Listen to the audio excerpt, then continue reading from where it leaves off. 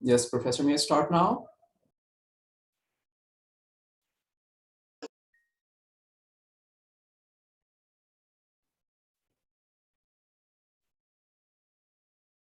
Professor Munir, still I cannot share my, okay, thank you. Thank you for making me host. Just let me share my PowerPoint presentation.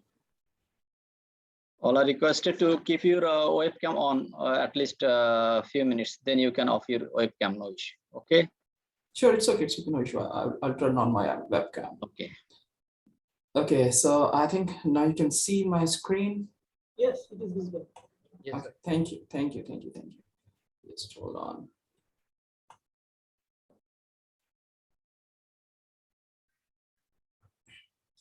Okay, first of all, I'm again very thankful to all of you for inviting me for this session.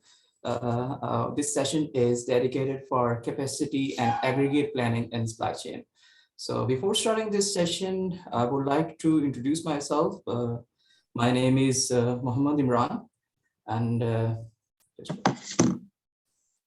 I'm working as an assistant professor in one of the top university in Pakistan, National University of Sciences and Technology. As far as my qualification is concerned, I have PhD in Industrial and Management Engineering from Hanyang University, South Korea. In addition to that, my master's is in Industrial Engineering from University of Engineering and Technology, Taxila, Pakistan. And my bachelor's is also in Industrial and Manufacturing Engineering from Pakistan, University of Engineering and Technology, Lahore. So as far as my research areas are concerned, I have done research in modeling and simulation, operation research, stochastic heuristic optimization, production and operation management, supply chain management, and project management. So I teach following courses in the university, at university level, like operation management, operation research, stochastic modeling and optimization, modeling and simulation, supply chain management, and logistic management. So here is a list of my publications, which have been published in different journals related to the operations and supply chain. I have around 16 impact factor publications in different journals. So I will not go into the details because of limitation of time. I'll just give you an overview of my publication in this area. And here is a list of conferences that I have already participated. So as far as my professional experience is concerned, I have been working as a consultant in different industries in Pakistan, specifically sports and textile industry. And also I have done some work, consultancy projects in surgical industries as well. Okay, my main projects were development of ERP systems for different industries. In addition to that, I have worked some projects on inventory management, warehouse management, layout designing, and the logistic planning. So currently I'm also associated with some industries like government and non-government organization here in Pakistan, and I'm working on multiple projects related to the logistics and supply chain. Okay, so I think all of you are expert, as Dr. Munir Zaman told me that you have experience in industries. So it is a good opportunity for me to learn from you as well. And also I will try to convey my knowledge related to the operations and supply chain management. So as all of you are good enough in supply chain management, and in this session we will discuss some planning techniques or planning strategies in supply chain. So before starting this planning strategies such as aggregate planning, let's recall the planning horizons. I think all of you must be familiar with three different types of planning horizons. We have three types of planning horizon: short range planning horizon, medium range planning horizon, and long range planning horizon. In short range planning horizon, we make short-term decisions such as scheduling of production, assignment of job, assignment of labor, assignment of material. So on another hand, in medium range planning, which is usually for more than 3 months, maybe up to 1 year or 3 years, which includes aggregate planning, capacity planning, assembly line balancing, procurement planning. On another hand, in long-range planning horizon, we make strategic decisions such as expansion of business, opening of new facilities for your businesses. However, aggregate planning is in medium-range planning. Do you have any idea about aggregate planning before I explain? I would like to hear from you guys, audience.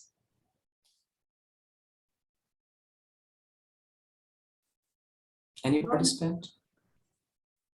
Yeah.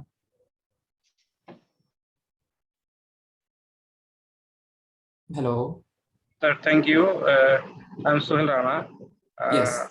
I want to say about aggregate planning some major point of which I know that aggregate planning is a planning that to aggregate the internal department for success outcome for get a outcome. It's aggregate planning like production to distribution to warehousing to manufacturing to input planning. These all are like aggregation, like a Thank you, Swil Rana, sir. Thank you. It was nice to hear from you. Okay, so just to develop a background of aggregate planning. Now let's think about supply chain. In supply chain, usually demand is generated from the market, and the manufacturing companies try to meet the demand by producing demands to meet the market demand. Okay, to meet the market demand is met only when capacity is enough to meet the market demand. Like if production capacity is less than or equal to the demand from the market, then demand from the market can be fulfilled. So this is a very simple case and easy to understand. But there are some scenarios that we have faced recently in COVID when demand exceeds the capacity. If you remember, during COVID-19, we have faced a lot of capacity issues. There was increased in demand of hand sanitizer, mask, and medicines and other medical stuff, and our companies were not enough to meet the market demand. So is there any strategy that we can use to meet the market demand? What do you think about that? How we can handle this situation when demand exceeds the capacity, but we don't have enough capacity?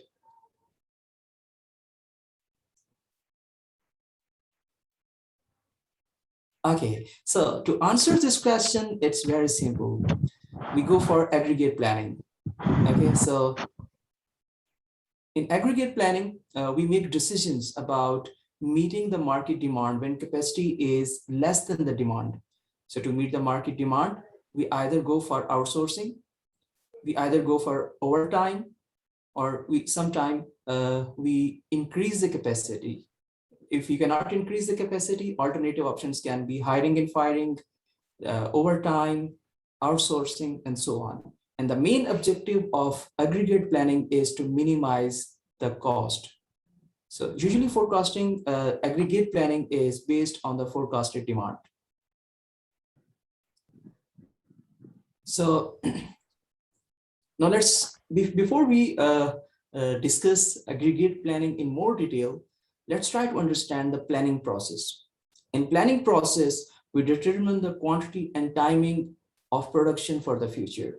What amount of quantity is required and when it is required to complete the production process. And this amount of raw material, which is based on the demand from the market, is also decided in planning process. And also we decide the timing that at what time, what type of material, in what quantity is required at different phases of manufacturing process in case of manufacturing organizations. So the overall objective is to minimize the total cost over the planning horizon or planning period. I have already explained that the aggregate planning is usually done for 6 months to 1 year. So first of all, we define the planning horizon, then we define a bill of material. After deciding the bill of material, then we decide the amounts of raw material required to make the products. And after deciding the availability of raw material, then finally we go for the aggregate planning. So at the end of this lecture, maybe we will solve a case study case study from the industry, and we will see that how you can use aggregate planning real time in your industries. Okay, so these are some options for meeting the market demand when your capacity is not enough. We can increase the production rate. Production rate can be increased by changing the labor level. We can hire or fire a new labor, or we can store some products as an inventory, and we can use those inventory products in upcoming shipments. The fourth option is overtime. If you don't want to expand your capacity, overtime is one option that you can go for overtime to meet the market demand. The fifth option is outsourcing. If your capacity is not enough to fulfill the market demand, then we can also go for the outsourcing. But all of these options have some advantages and disadvantages that we're going to discuss in maybe in upcoming slides.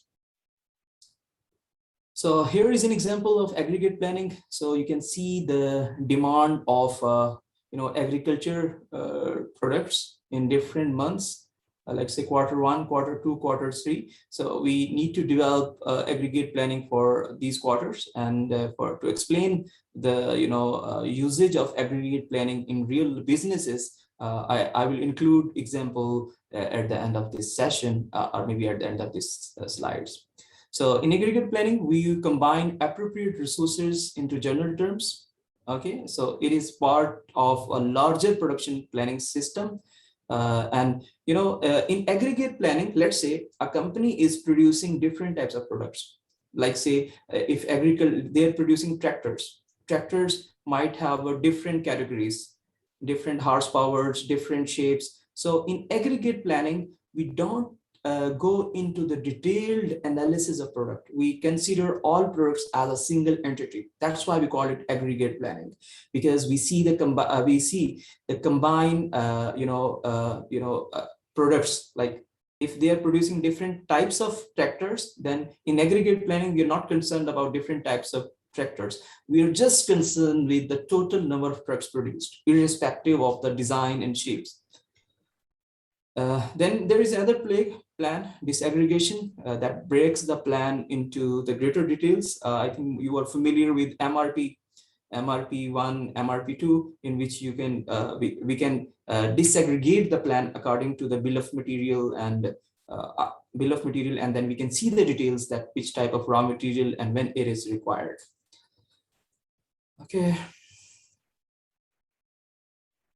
Okay, so disaggregate plan results in master production schedule. Master production schedule, MPS, is input to MRP. Master production schedule gives you the amount of raw material required to make a final product, which type of raw material is required, and when it is required. Okay, so but this is the second stage of aggregate planning.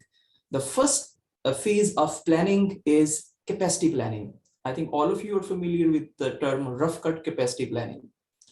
Okay, so in rough cut capacity planning, we decide the capacity, we check the capacity. If capacity is enough, then we go for aggregate planning. And after aggregate planning, we go for the MRP, material requirement planning. And material requirement planning has an input of master production scheduling.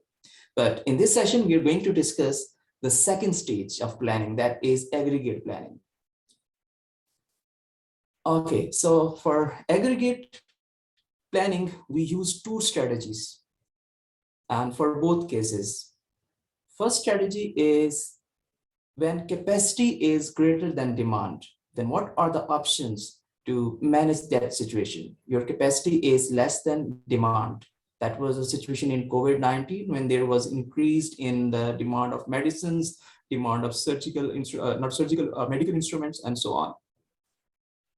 So that is one option. So we have two strategies for aggregate planning. One is based on capacity options, and the second is based on the demand option. So now let's discuss the capacity option. Capacity option is, very simple to understand, that the capacity is less than the demand. Then to meet the demand, what we can do? The first thing that we can do, we can increase or decrease the production rate. Okay, if demand is higher, then we can increase the production rate. Instead of producing 100 units, we may produce 200 units, 300 units per day. That is one option, but it requires some capital, it requires some machinery. But still, we have to be very careful in choosing these options, especially in terms of cost. We should choose those options that have minimum cost. And also we can perform, you can say, break-even analysis before choosing an option, whether option that you're going to choose is useful for the company or not. Company should adopt this option or not. So break-even analysis, we should compute the return on investment so that we can choose the most appropriate option for our company. So the second option is labor lever. Okay, so hiring and firing of labor is another option that can be used to meet the demand, but it depends on the nature of company. If your company is involved manual operations and requires less skill level, then we can go for this option. Otherwise, if your company is producing products using automated machinery, it is using some robots, which and the investment for machinery is higher, then we cannot go for the labor option, especially for automated industry. Yes, for manual industries such as garment industry, textile industry, we can go for this labor option, but still it depends on the expertise level. What type of labor do we need? The third option is inventory level. Inventory level, predicting future by using some forecasting models. You can use any forecasting model and you can predict future demand. Based on future demand, you can produce products, extra product, and store them as an inventory. The fourth option is overtime. Overtime is also a good option, but it is not good for the labor worker because they get tired after working 8-hour shift. Let's say 8-hour shift. After 8-hour shift, still they are working for 12 hours. We cannot expect the good quality from them. That's why we have to be very careful in choosing this option as well. The fifth option is outsourcing. Outsourcing has also some advantages and disadvantages. One of the disadvantages of outsourcing is leakage of your product's design and information. And another issue is quality issue. We are not sure about that. If you get product from different suppliers, you're not sure that which supplier produced the wrong material or which supplier produced defective items. So it is hard to identify the potential suppliers. So these are the 5 options when capacity is less than demand. But there is another case. This is one scenario. Another possible scenario in businesses is that you have enough capacity but demand decreases. This happens when if we relate with this with the product life cycle has 4 phases: introduction, maturity, decline. Yes. So let's say if your product is declining, demand is decreasing, then what should we do? How we can utilize the manufacturing units effectively to maintain the profit level or increase the revenue using the same capacity. So these are some marketing options. We have to focus on advertisement, or we can go for back ordering during high demand period. But back ordering sometimes is not good option. Some customers, you have to pay the penalty cost to some customers sometime. But if customers are not getting penalty cost, then there might be some goodwill issues with your customers, which we have to be very careful. The third option is counter seasonal product. We should produce counter seasonal product, but still again it will accumulate more inventory. We have to pay more holding cost, and we don't know about the future of products. If product life cycle is very short, and we go for this counter seasonal product, then definitely in fact we are our money will be sink in the sink. Like we push our products into the warehouse and we are paying holding cost, we already paid material cost, and all cost will be gone. Okay, so now we will discuss each category in more detail, and I would like if you participate in this discussion, let's discuss the changing in inventory level. So increase inventory level in low demand periods to meet high demand in the future. So but this strategy increases cost associated with storage, insurance, handling, and capital investment. Before I show you the slides, I would like to hear from you guys. that what are the advantages and disadvantages of changing inventory level.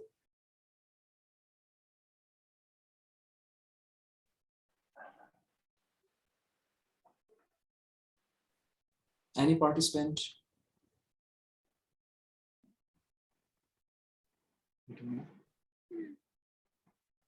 So actually, we are not clear the concept. In that case, we are not describe the point. Actually, we are not clear till now. Okay, you are not clear about changing inventory level?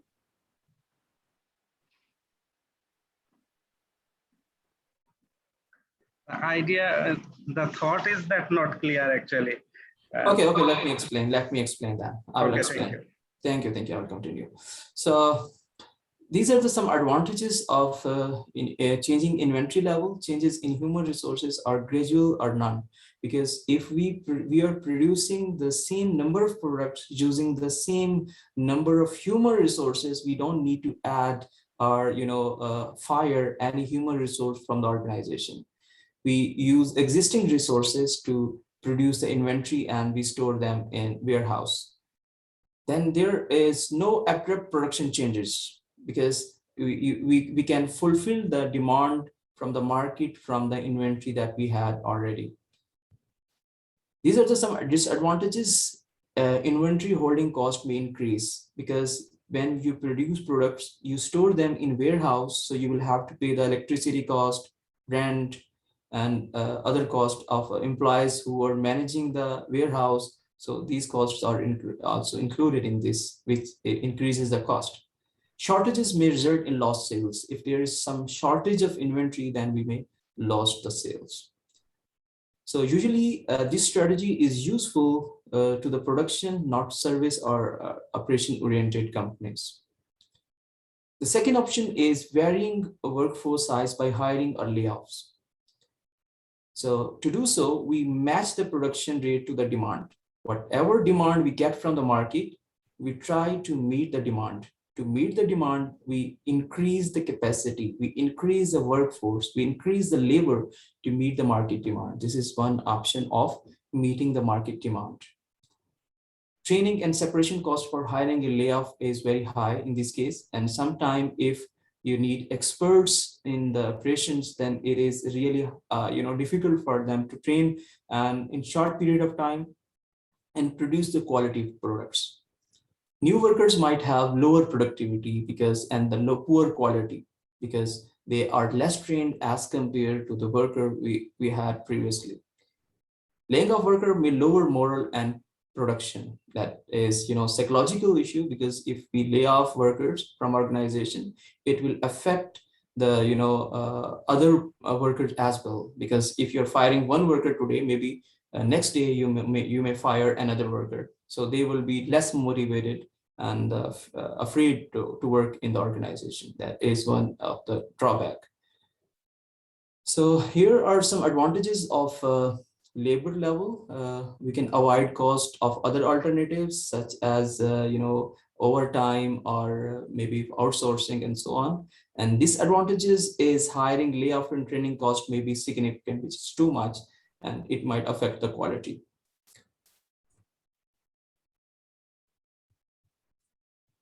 Okay, it is used where size of labor pool is very high. So usually when labor is easily available, then we go for this option. And also it depends on the skill level. If the required skill level is not too much higher, then we can go for this option, such as we can hire helpers, we can hire some assembly workers who can perform tasks manually or with less training. Then we can go for this option. But still, some human resource organization, they supply a pool of workers. So you can contact the human resource HR organizations who supply workers, especially here in Pakistan. I'm not sure about Bangladesh, but there are some organizations who provide the pool of laborers, especially in textile industry. We usually contact them and they provide us different skill set of labor on demand. Okay, so third option is varying production rate through overtime or idle time. This we have already discussed. it allows constant workforce. There's no need to change the workforce. You don't need to hire or fire workforce. You maintain the constant workforce, but only thing that we change is production time. So instead of working 12 hours, we usually allow them to work in overtime, and usually we pay them double. In Pakistan, usually we pay uh, double of their hourly rate as compared to in regular production. So that is motivation for them to work in overtime. But still, we cannot say that quality will be higher in overtime production. So maybe be difficult to meet a large increase in demand, because when demand is very high, we have a limited number of workforce. It will be really difficult to go for work overtime. Overtime can be costly and may drive down productivity.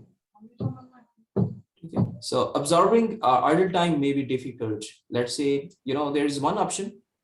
Let's say in different operations, sometimes we have some idle operations. So because those operations are interrelated with each other, so it is hard to use the idle time of specific operation within the assembly line or production setup.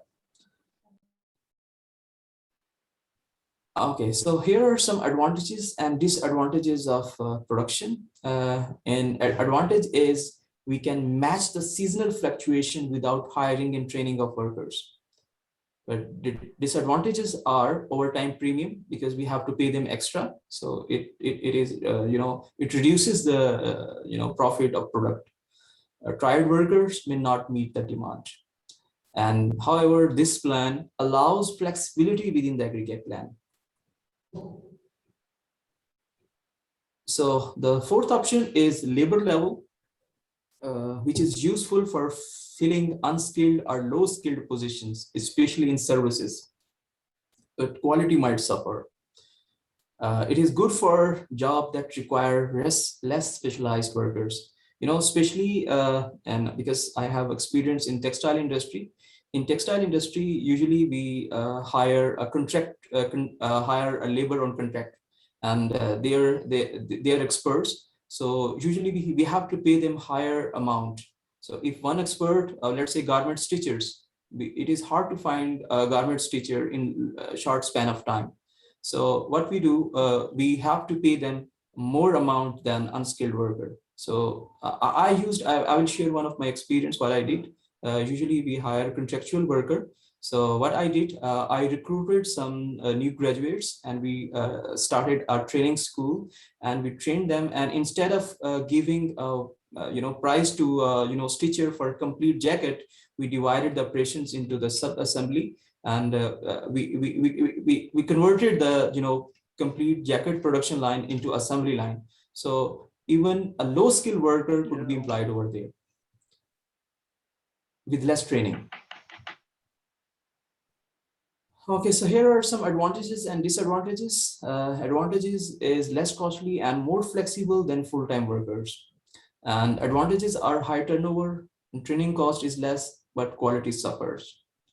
Scheduling is difficult for labor, because it is hard to control the humans. So good for unskilled job in areas where large temporary labor pool is available, especially for helping and you can say in manual works. The fifth option is subcontracting. Okay, so the subcontracting is temporary measure during period of peak demand. When demand is higher, then we can go for subcontracting. In subcontracting, we need to find some vendors, and we are sometimes vendors do not supply a quality product. And when quality is affected, then it is, our, image is not good in customers' eye. So just to use subcontracting, we must be sure that the quality of product we are producing or we are getting from the vendors meets the customer expectations. So, but it may be costly. Sometimes subcontractor charge higher prices than our prices in the production unit. So assuring quality and timely delivery might be difficult, because there are some issues of on-time delivery and vendors. We must have a good relationship with vendors in this case. So vendor development is one of the key, area or domain in supply chain management, procurement and vendor development. So expose your customers to possible competitors. That is one of option, especially in here in our subcontinent, we face these issues that we cannot expose our products to the other competitors. Otherwise, they might copy and use.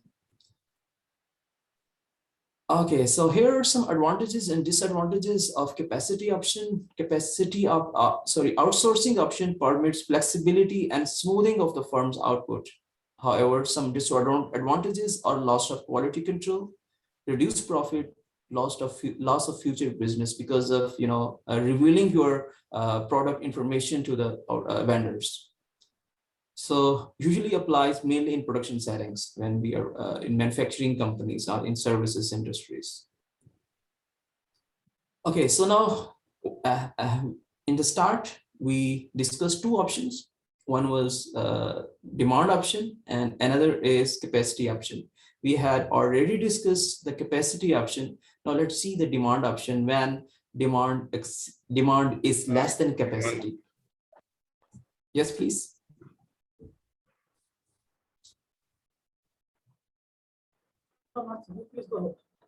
Hello, Mr. Suhail, you have any question? Maybe. Okay. So the second option is demand option. In demand option, we try to meet the market. We try to produce to sell more in market. I think you all are familiar with push strategy and pull strategy. The strategies that we have discussed for now were kind of pull strategy, but now the demand option is push strategy. We are producing, and after producing, now we have to sell those products. To sell those products, we go for different options such as influencing demand by advertisements, use advertisement or promotions to increase demand in low periods, or we can attempt to shift demand to low periods. Okay, maybe may not be sufficient to balance the demand and capacity because advertisement might increase your sales, but it will not increase sales substantially, provided that if you are introducing a new product which is popular among the population, then definitely we can go for this option. Especially your product is new. If you are introducing new technology, usually then we go for this advertisement. Otherwise, already existing products. For already existing product, marketing might not work efficiently. So here are some advantages and disadvantages of influencing demand. In influencing demand, we try to use excess capacity. We usually offer some discounts, and disadvantages are some uncertainty in demand, hard to match demand to supply exactly.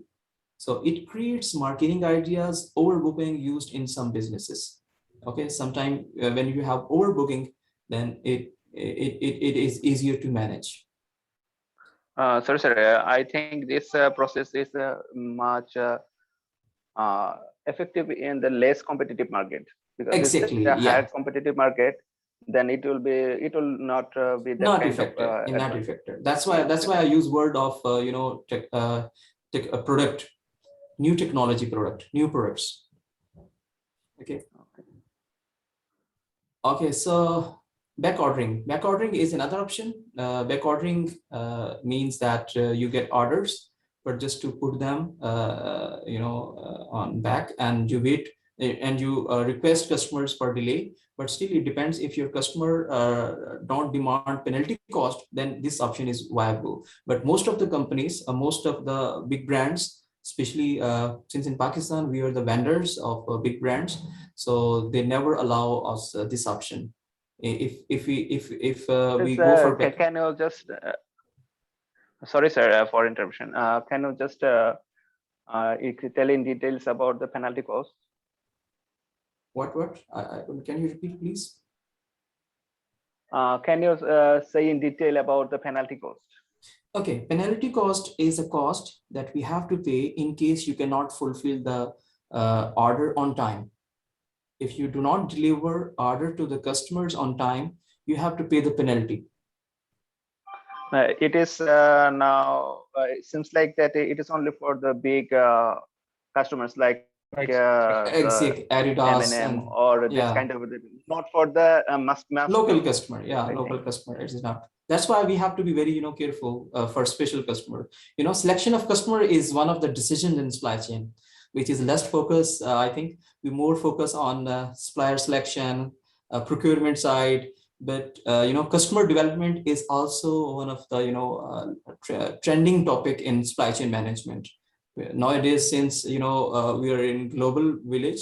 So that's for relationship with customer is very important.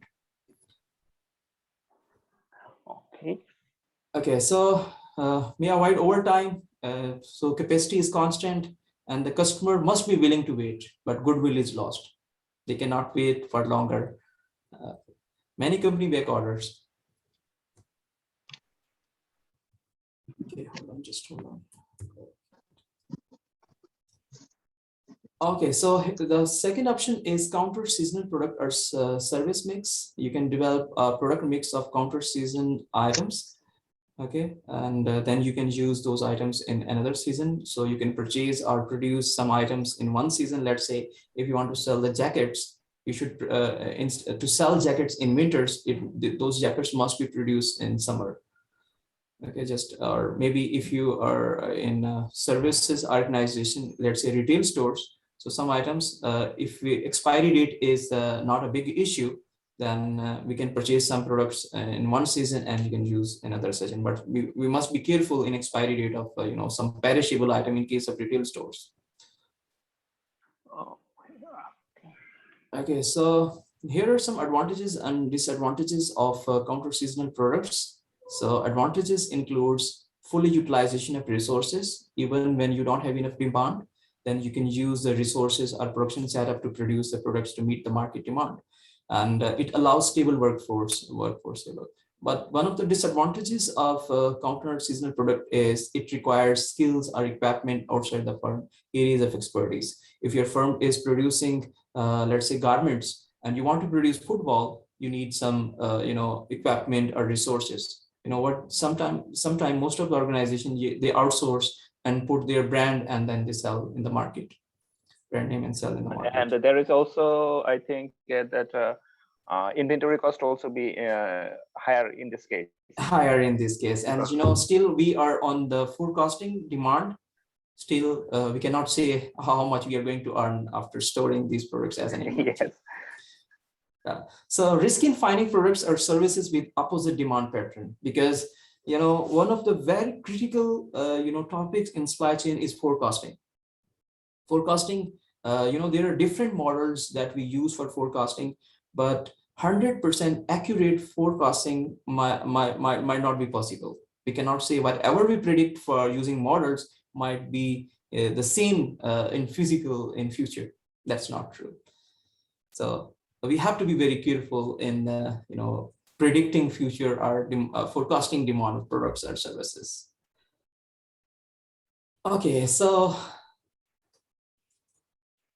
now we are going to discuss different types of strategies in aggregate planning, and now maybe I will try to use a case study for analyzing a business process, and we will develop an aggregate plan for that, and we will see the different options.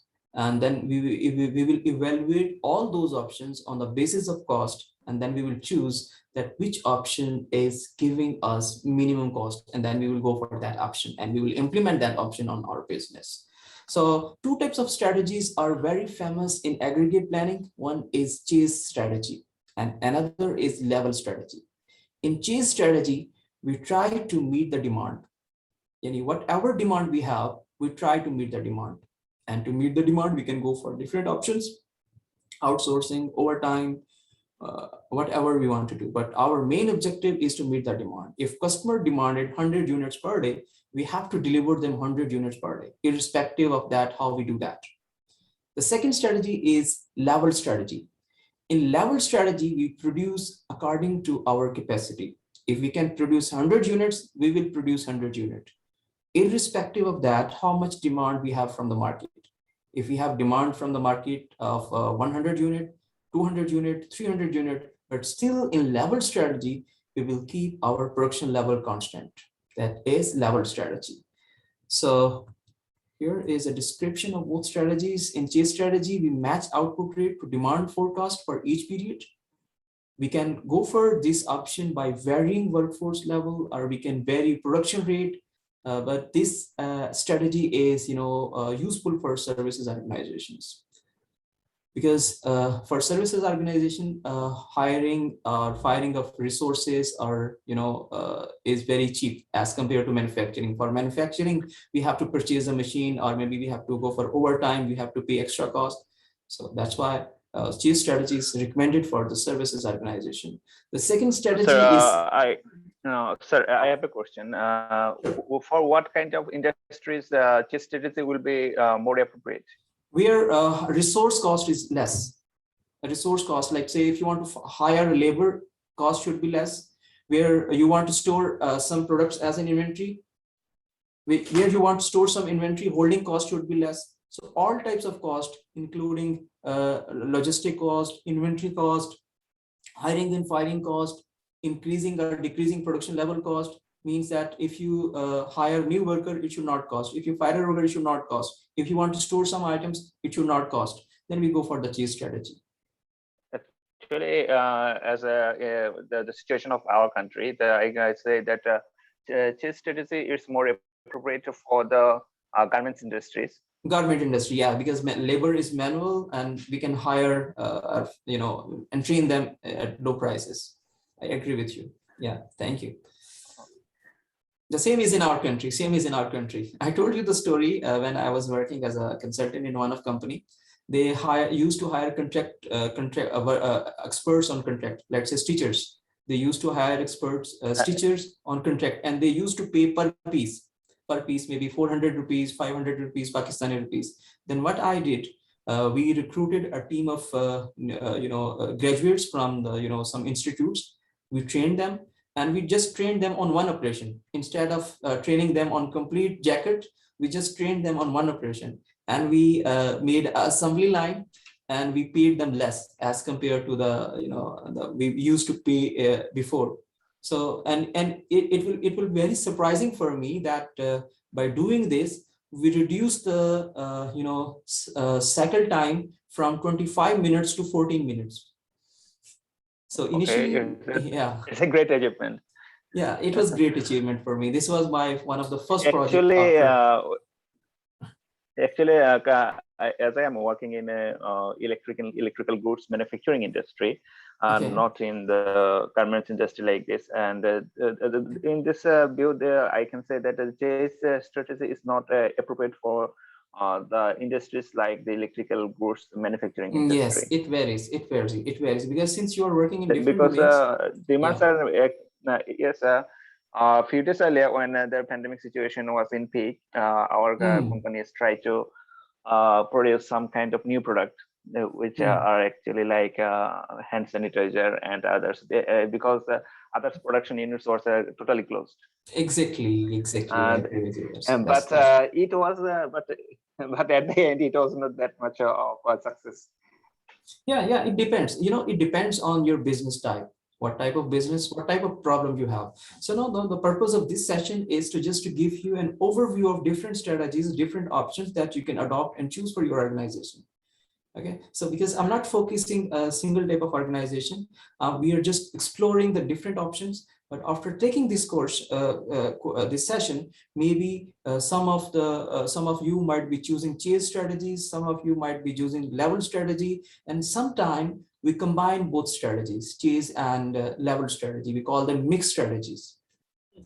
Yes, I'm going to asking this question to you. Yes. What will be the mix up between these two? Exactly. And if you have some other sessions, I will train you on Microsoft Excel. We can use solver, linear programming models, we can optimize the process. So just simply you need to put the data. You will put the data and simply solve using linear programming, and you can get the all output options. Maybe if you want to go for mix option, if you want to go for just chase strategy, level strategy, but I will explain with help of example for better understanding. Okay. So yes, thank you. In level production, daily production is uniform. let's say if your production capacity is 100 units, so you will be producing 100 units only, irrespective of the demand from the market. Okay, so however, to meet the market demand, sometimes we use inventory or idle time as a buffer. Okay, so stable production lead to better quality and productivity. So the mixed strategy is a third strategy. Sometimes we combine both chase and level strategy to achieve the optimal decisions that minimizes total cost. So there's many possible mixed strategies that we can use. Finding an optimal plan is not always possible. Still, we can try using some meta heuristics or optimization techniques that helps us to find out the best solution. I will not say optimal solution, but sometimes we can get the best solution from the feasible solutions. Yeah. Okay, so some combination of capacity option and mixed strategy might be best solution sometime, but not always true. Okay, so now we are going to discuss some techniques that you can directly use for your organizations for decision making. So some of the popular techniques are, graphical method. Graphical method is one of the easiest method that can be used to, perform aggregate planning. So this technique is very easy to understand and very easy to use. Everybody can understand it. Everybody can use it. Even your supervisor can also understand these techniques if you teach them. So, however, these techniques, a graphical method is trial and error approach. If you remember, if you have some knowledge of operation research or optimization, then we can say in feasible region we have multiple options, multiple points. Which points are feasible points? They always give you feasible points, but there is one point which gives you the optimal point. To get the optimal point, yes, we have to evaluate the alternatives, multiple alternatives, and then after a certain iterative process, we reach to the optimal point. But this graphical method is trial and error method, and it does not guarantee optimal solution. But yes, to some extent, it can save some cost. A trial and error approach. What do you mean? Graphical method. Trial and error. Graphical method is trial and error method. Yeah, you can say it's kind of rule of thumb. We check different alternative. What if I reduce the production? What if I increase the inventory level? You answer what if answer to the what if questions. Sorry, is it like it that we'll try and then we will find out exactly the errors, and then we'll not error. You will use one approach. Let's say you increase labor and you calculate total cost. Yeah. In second approach, you increase you introduce overtime and you calculate cost. In third approach, let's say you go for inventory and you calculate cost, and then you make comparison and you will choose one option that has minimum option. Okay. At the end, we will find an optimal solution. Not optimal. It will, this graphical method will never give you optimal solution. For optimal solution, we have to go for a linear programming approach. Maybe in some other session, I will use Excel solver, or if you bring some data from your industry, I can use your own data and we can solve on Excel for decision making. That will give you optimal solution. Okay, so and also it requires only limited computations. So now let's start with the graphical method. So first of all, we determine the demand for each period. This is step number one. So now please, this is the data that we require for aggregate planning. The first, thing that we require is demand for each period. You must have demand from the customer. It must be given to you. You should determine the capacity of regular time, overtime, and subcontracting for each period. And then we find out labor cost, hiring and layoff cost, and inventory holding cost. And then we consider company policy on workers and stock levels, that how many workers you can fire, how many workers you can hire, keeping in view, some finances. You must be coordinating with finance department whether hiring of new worker is justified or not. So this data is required for aggregate planning. Okay, and then we develop,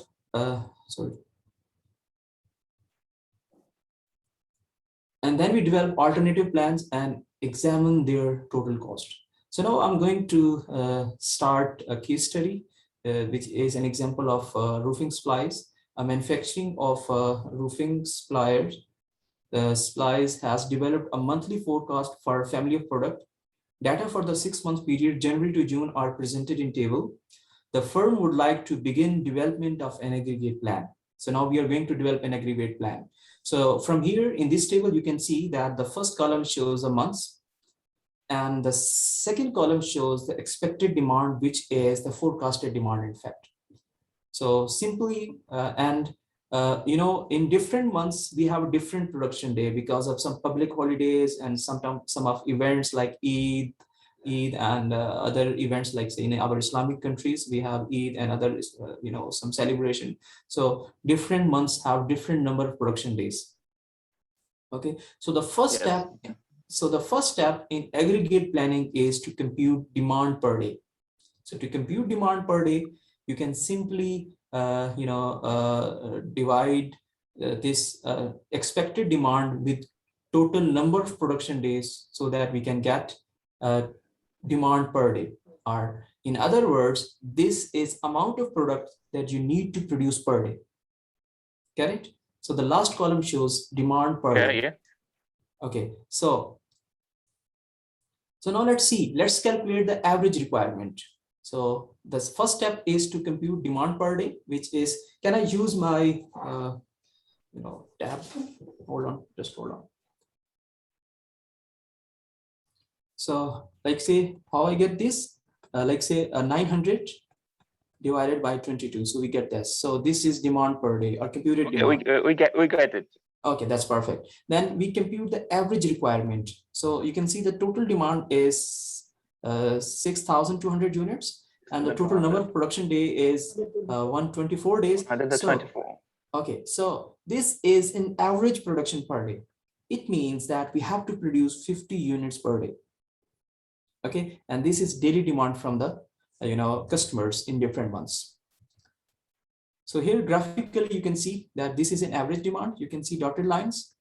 Okay, and from here you can see that if your average, actual forecasted demand in each month is less than the average demand, then it is fine. If forecasting demand is increasing from average line, then we will have to go for the other options. Let's say outsourcing, maybe subcontracting, or maybe we will have to go for overtime to bring these lines lower than this average line. Okay, so now here are 3 plans that we are going to discuss.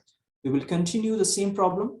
The first plan is, these are the 3 alternatives. Some of you asked me a question whether we get optimal solution or not. No, we are just only evaluating 3 plans. But when we use optimization problem, then optimization model evaluate thousands of the options at the same time. But those options are evaluated using linear programming. In linear programming, we have multiple points, but for simplicity and for the basic understanding of aggregate planning, we go for this option. Just hold on, please pardon my. Let me put my laptop on charge. I'm sorry. It's okay. No issue. Okay. Just hold on. But I have a question. In the example, we just saw that the demand fluctuation is not that much drastic. It's a steady ups and downs. But if there are a drastic change in the demands, then how will we approach to this?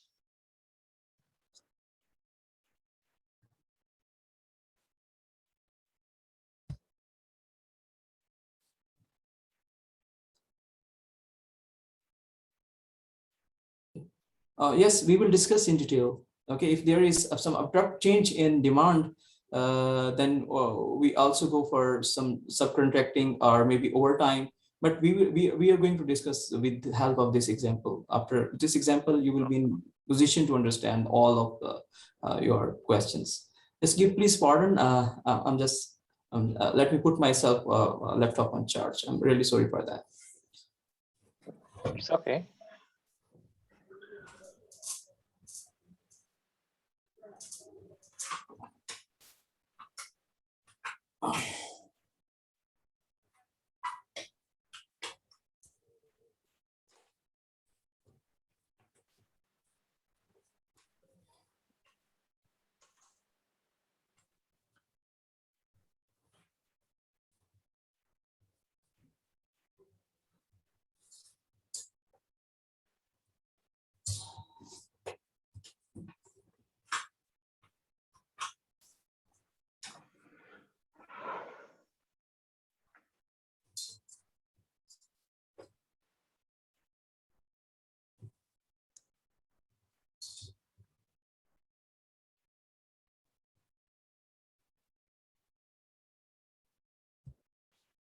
Okay.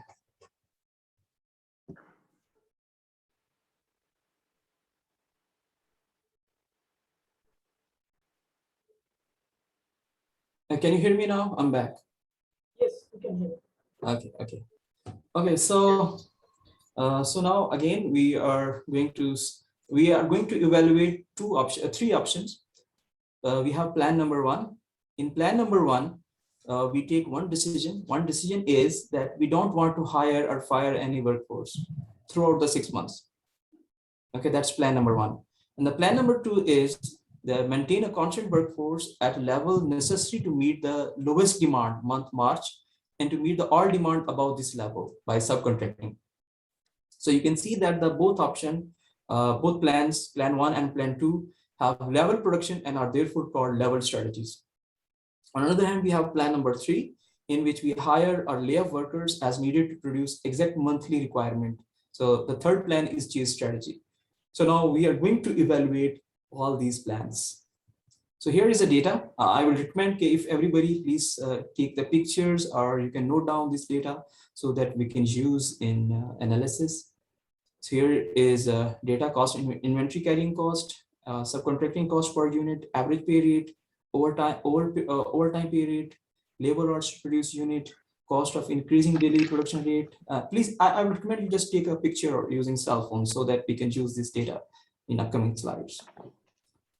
Sure. Actually, it will be more helpful if we got the slide.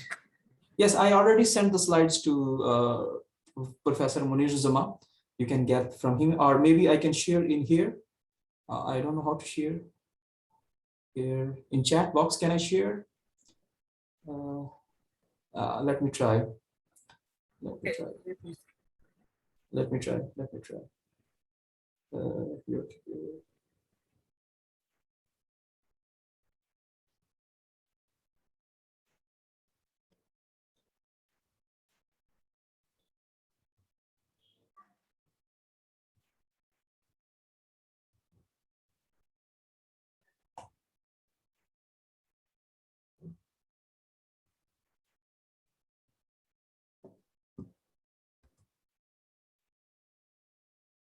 Yeah, I just share with you. You can download from chat.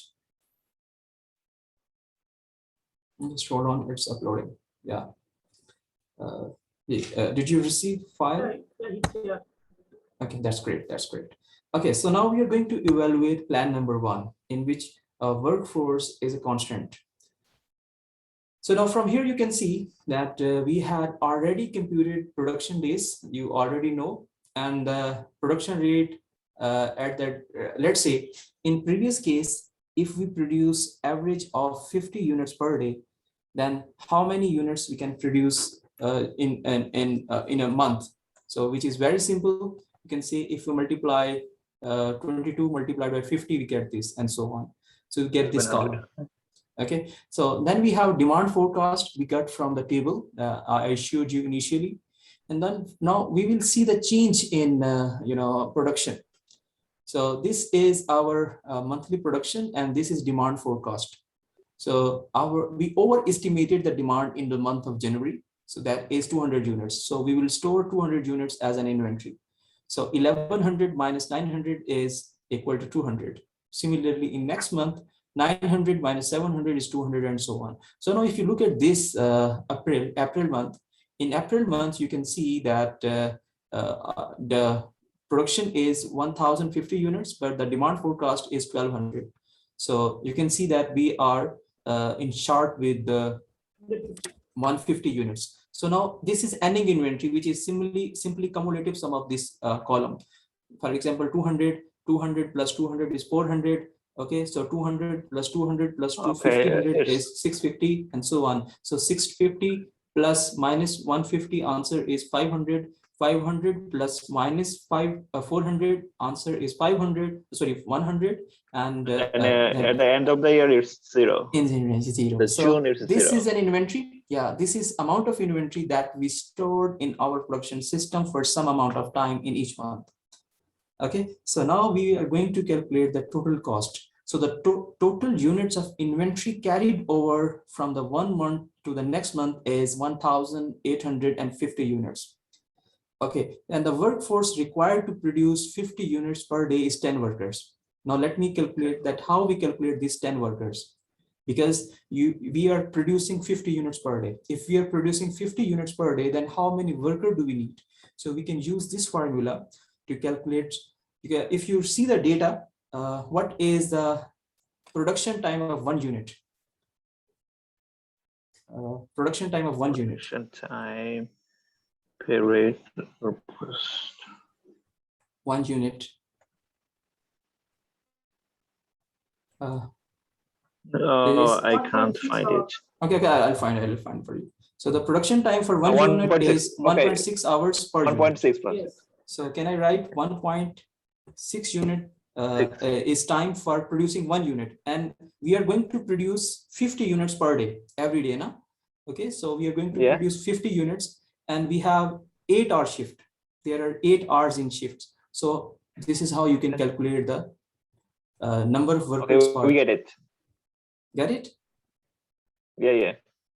Okay, so this is how we compute the number of workers. Okay, now look at this. Now we are going to compute total cost. So here we have 2 types of cost: inventory carrying cost and the regular labor cost. Here we have 10 workers, and the daily wages for 1 worker is $80 per day. The $80 is available in data. If you see the data, you will find the daily wages of daily salary of worker, and we have total of 124 days. So we can calculate total regular time labor cost. So from here you can see the total cost for this plan is this. Okay, now we have calculated the total cost for plan 1. Now let's evaluate the plan number 2. So the plan number 2 is subcontracting, and we will produce minimum number of units of demand computing. So you can see in the last column, here is a minimum demand. This one, right? Okay, sorry. This one. Okay, and whatever minimum demand is, we will produce according to minimum demand, and the rest of units will be outsourced. Okay, so now let's evaluate this option again. So from here you can see that we can, if we produce 38 units per day, and we have total of 124 days, how many units we can produce? Simply we multiply this and we get this. And the total units, the total units that we want to produce is 6,200. 6,200 minus this. So these 1,488 units should be subcontracted. Okay, and also you can see the cost of subcontract is given in the table. So from here you can see $20. Now again, this is labor cost. Now how we can calculate the labor cost? Very simple. Labor number of workers. To calculate the number of workers, you can see that the average production time for 1 unit is 1.6 hour, and you have total of 138 divided by 8-hour shift, and you will get this answer. Okay, so we can use this. We calculate total number of workers. Okay, so this is regular labor production, and this is subcontracting production. And now you can see this cost, and we get the total cost for in-house production and the outsourcing cost. Now we are going to evaluate third option, which is hiring and layoffs. In hiring and layoff, we assume that we have to keep our production according to the market demand. To do so, you can see again, I will using the same data, but I will, this is the same data that we are going to use.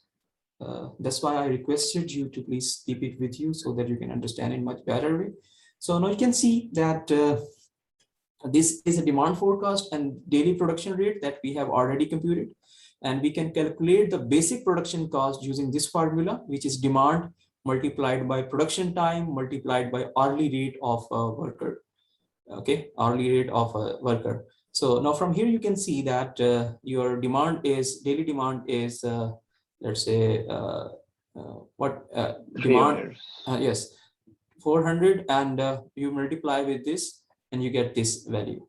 Okay, like 400 demand multiplied by 1.4 and 6, so we get this value, and same we keep repeating this process for this formula. Now next cost is we will have to check whether daily production rate is increasing or decreasing. If in case it is increasing, still we have to pay the cost. If in case it is decreasing, still we have to pay the cost. Now we will see the option. Now if you look at this column, in which extra cost of increasing production hiring cost is there. So what we can do, the cost of increasing production is given in the table, that is $300. If you will increase 1 unit, it means that you have to pay $300 for increasing 1 unit. Okay, so now look at this. Now let's start from the this unit.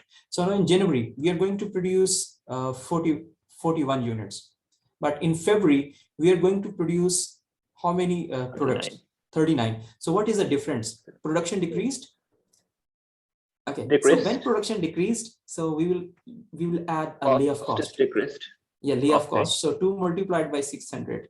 So now again, look at this.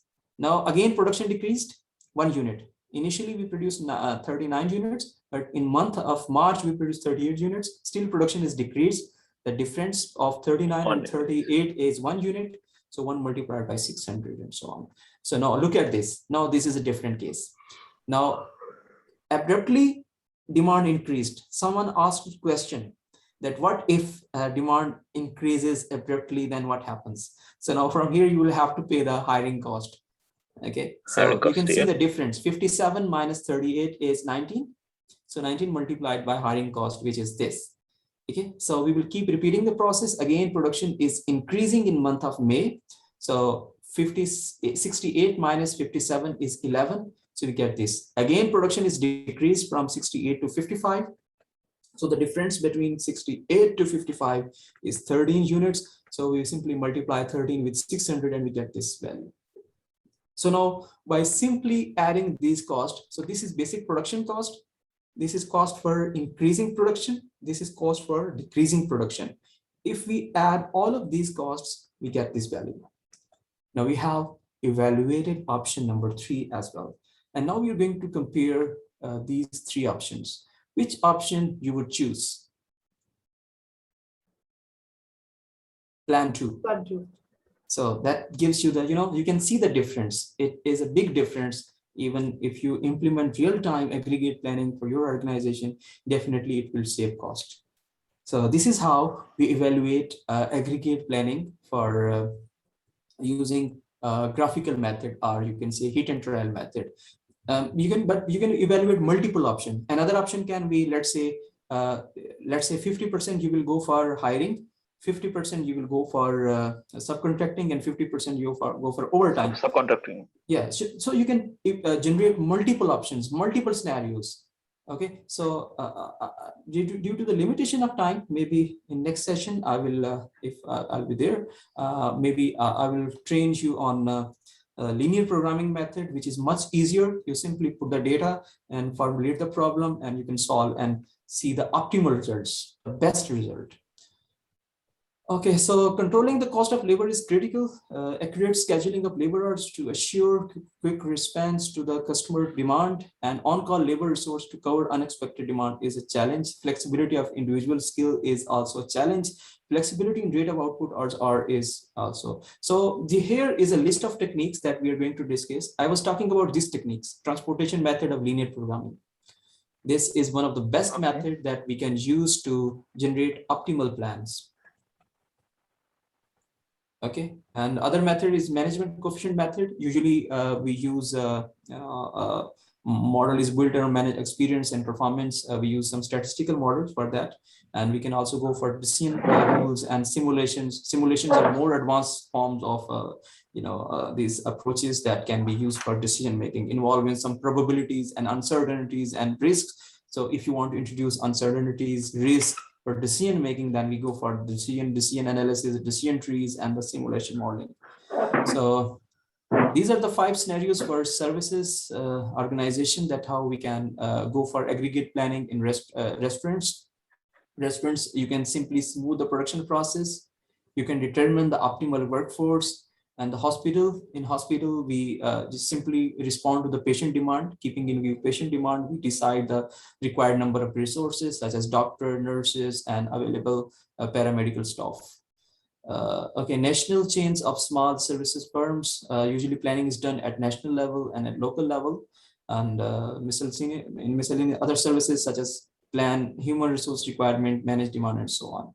So airline industry is, very, famous in planning, and very critical. Its planning or scheduling of airline is very critical, because even a single minute delay might create a disaster.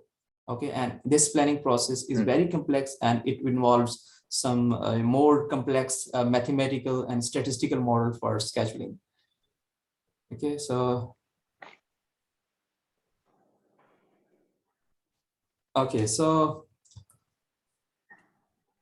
involves number of flights, number of passengers, air and ground personnel, allocation of seats, and fare losses as well. Resource spread through the entire time. I think that's all from me. I hope that you have enjoyed this session. Thank you for coming and listening to me. If you have any questions, actually, please. I have to say something. Very firstly, when you start your session, it was actually, we're expecting something much near to the supply chain. That's why our interaction was not as we expected, I think.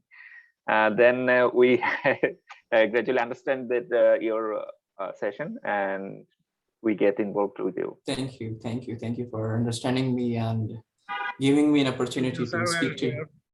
Thanks to you, because for giving a time, and it was actually very helpful at the end. Knowledge sharing session. Right. It was good opportunity for me to learn from you, because I believe that all of you are from industries, and I was really happy to know about about experiences that you have in your industries, and I also shared my experiences. That's it. Actually, we are looking for the next session, and we think it will be more participating from our end, and we can share our experience to each other much more. And once again, thank you very much. Thank you. Nice season. Thank you so much. Thank you. Bye. Goodbye. See you. I liked it. Yeah. Okay, thank you. Thank you. Have a nice day. Bye-bye. Good night, everybody. Shall I leave, Dr. Yeah, you can. Okay, you are most welcome. Next session, they will wait for that. Sure. We want to appreciate your next session. Okay. Thank you very much for your kind sharing and good presentation today. Thank you. Professor Munir, how can I make you admin host so that you guys continue? You can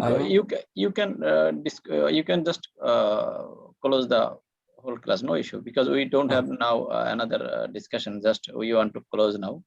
Thank you. Thank you, Professor. I will be very happy to receive my video if you have shared. Okay, I will just give you link. No issue. We have a YouTube channel. You can just get all the videos.